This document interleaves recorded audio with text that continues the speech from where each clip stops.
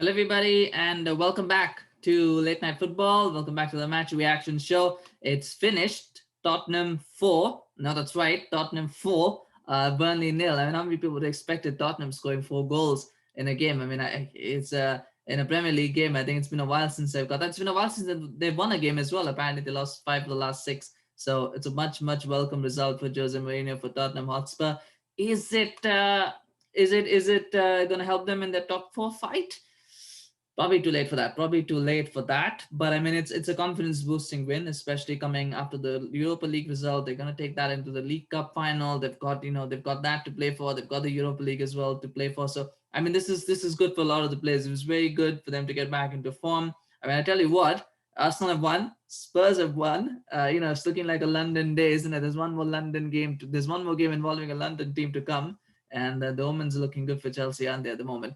But anyway, I mean, talking about this game, I think the biggest positive will be Gareth Bale, obviously. I mean, man of the match quite easily. 2 goals, the fastest goal that he's ever scored in the Premier League.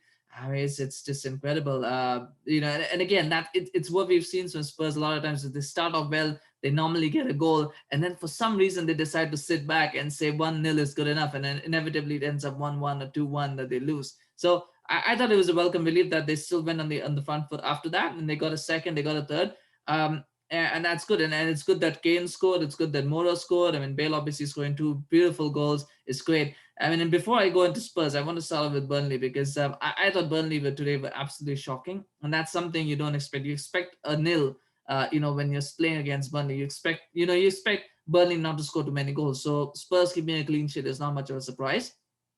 But scoring 4 goals against Burnley, I think Sean Dyche would be really upset with that. I think they were not at the races. I think that first goal kind of shocked them a little bit, and then immediately after that, you kind of, it takes a while to get used to it, and then suddenly you're 2-0 down, you're 3-0 down, and the game's already over, and then you're looking and staring at the battle. So it could have been 5-6 really, but it was really shocking defending today from Burnley. I think they were very willing guests today. Whatever Spurs was like, you guys, this is your turf and we're just here, to make up the numbers. You can do whatever you want. I think it almost felt that way with Burnley. Other there was some really bad defending in there.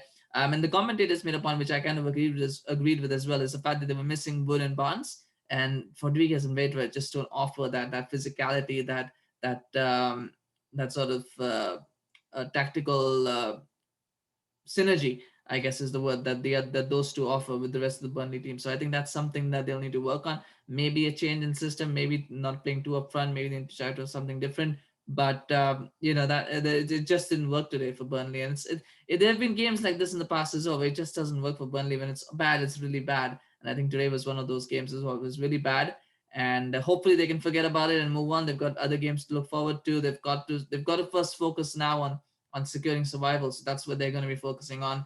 But hopefully they can learn from this and move on from that.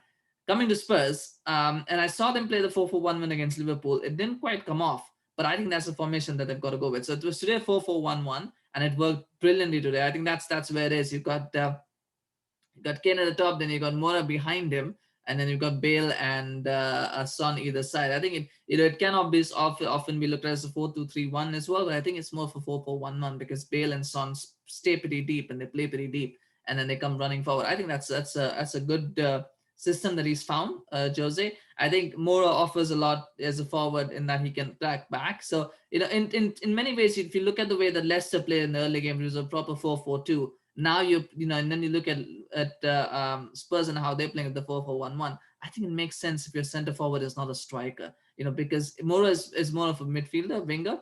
So for him, it's a little bit easier for him to track back because he knows that he's got that job to do, and he's got to do a job to make sure that Spurs are not overrun in midfield. Of course, when they have Ndombele and Hojbjerg, I think they are more suited to playing in a two than Tielemans and NDD anyway. But I think I think this system probably worked better for Spurs, and it makes sense. It utilizes the strengths of everybody that's on the pitch, and it was a good performance. I think a lot of the praise will be given to Gareth Bale, but the player that I felt was a standout for me was Reguilon, Sergio Reguilon.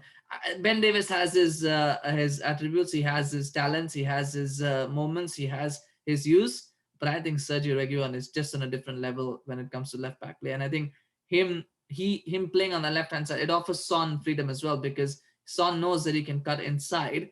because he knows Reguilon is going to overlap with him. Whereas Davies is probably a bit more defensive minded, and so he's a little bit more focused on making sure that he doesn't give position away. He's a little bit more plays a little bit more deeper, and that affects Son, because obviously then Son's got to drop a little bit deeper because he's got to cover for him, and he can't exactly go as much forward because he's got to stay on that wing. So I think Reguilon makes a big difference to this team, and he makes a big difference to the formation, and I think he's going to be a key player for Spurs going forward from now till the end of the season. If Spurs are going to achieve anything, I think he'll be a key player. I think more than Gareth Bale, I think that combination of Son and Reguilon on that left hand side is going to be critical. So I mean that that's just one takeaway that I had, was that the team looks so much more different when you've got when you can play Reguilon in the side, and it's small things like that, small personal change that just make a big difference. It was also nice to see Alli come on in the second half, and by the way, I just thought we talked about HBK, right? Harry,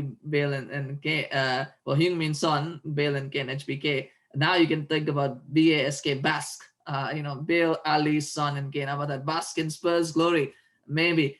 It's something that you think about, right? In the second half, because Spurs clearly had kind of slowed down a little bit. They could have scored a couple of goals, but they slowed down a little bit. I thought it was a fantastic game to watch, though, as a neutral. I think it was just interesting to see. And I just wondered what was going on in Jose's mind. Was he thinking at 2-0, 3-0, okay, I've got 3 goals now, I can let's start shop and get the win? Or is he like, let me go and get more goals? Because this is not going to be an opportunity that repeats itself a lot. So let me just go and get as many goals as I can.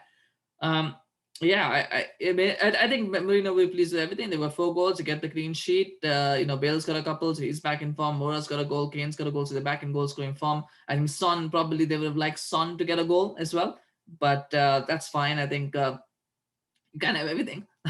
The only negative point I think was the fact that he didn't get to rest Kane and Son. I think more than Moura, and it should have been Kane and Son who should have come off. I know he took off Moura, he took off Bale, but I think Kane and Son really needed to get that rest. And I think at 4-0 in the second half, that's what I would have done, is a differently. If that was me, I would be like, yeah, let's get off Bale, let's get off Kane, let's get off Son, let's bring them off, and let's get other players on, because I think at the moment they are the ones who probably, Son definitely needs a rest, and I think Kane is someone you've got to manage a little bit. So that was just my opinion, but ultimately that's Jose Mourinho. He probably knows what he's doing, and he probably realizes Zagreb is not a big threat, so you can probably rest players there as well. That's just a small note there. But anyway, hope you enjoyed the game. I mean, I'm sure a lot of Spurs fans enjoyed it. What did you think? Let me know in the comment section. 4-0 to Spurs. That was quite an interesting game. Let me know what your comments are. Smash a like if you enjoyed the game.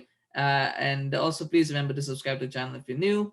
And again, we'll be back again with match reactions for the Chelsea-Manchester United game. That's shaping up, coming up now in a little bit. And that's going to be interesting.